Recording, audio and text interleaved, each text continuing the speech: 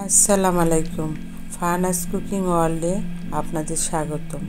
আজকে আমি তৈরি করে দেখাবো খুবই সহজ মজার একটা রেসিপি, চীনাবাদাম, খেজুর আর তিল দিয়ে বানানো চকলেট বলস। এটা খেলে শরীরে শক্তি ফিরে আসে, রমজানের ইফতারের জন্য একদম পারফেক্ট।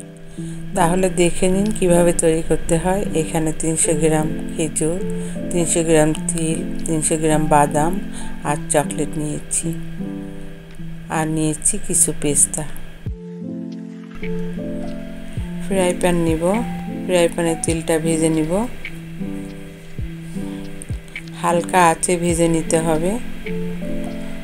এইভাবে অনবরত নাড়তে হবে, যখন গোল্ডেন কালার হবে তখন উঠিয়ে নেব।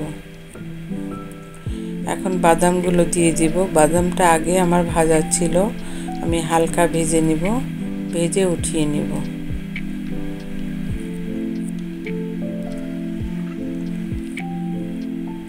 একটা মিক্সচার মেশিন নিব, বাদাম দিয়ে দিব, 1 টেবিল চামচ তিল দিব আর খেজুরটা দিয়ে দিব,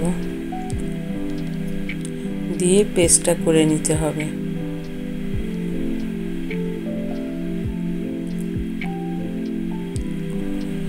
এখন একটা ফ্রাই প্যান নেব, 1 টেবিল চামচ ঘি নিব, পেস্টটা দিয়ে দিব,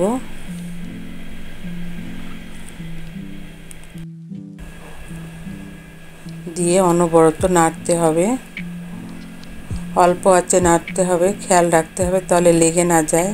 এইভাবে নেড়ে চেড়ে একেবারে শুকিয়ে নিতে হবে। যখন প্যান থেকে ছেড়ে দিবে তখন নামিয়ে নেব। এখন নামিয়ে নিব, নামিয়ে হালকা ঠান্ডা করে নিতে হবে। এখন হাত দিয়ে গোল গোল করে বলের মতো করে বানিয়ে নিতে হবে।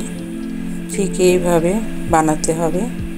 বানায় তিলের ভিতরে কোট করে নিব। কোট করে এখানে আমরা হাত দিয়ে বা যে কোনো একটা কিছু দিয়ে মাঝখানে গোল করে নিতে হবে। ঠিক এইভাবে সবগুলো বানিয়ে নিব।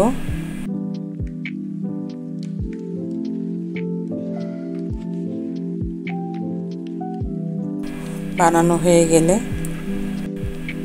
এই বলসের উপরে আমরা চকলেট দিয়ে দিব।